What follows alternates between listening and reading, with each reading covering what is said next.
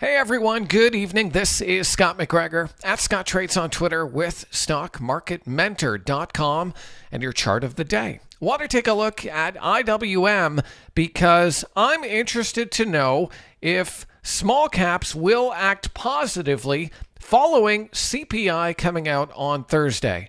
Fed Chair Powell was on Capitol Hill today, and he didn't really give us any indication about when they will cut interest rates. But my thought is, if CPI comes in below expectations, we may start to get a pump here in some of the small cap stocks, as a lot of small cap stocks are very highly interest rate sensitive.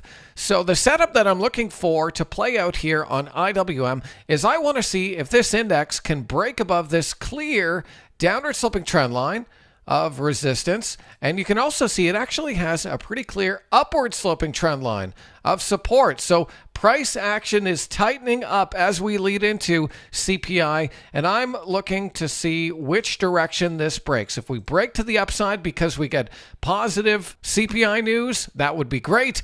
If we break to the downside because we get negative CPI news, not so great. But ultimately, we're looking for a resolution of this tightening pattern, ideally to the upside.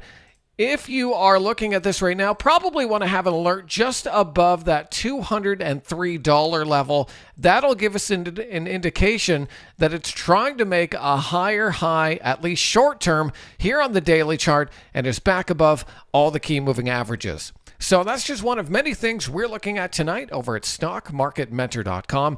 If you want to see my full watch list, click that link, take a trial, and I'll see you on the other side.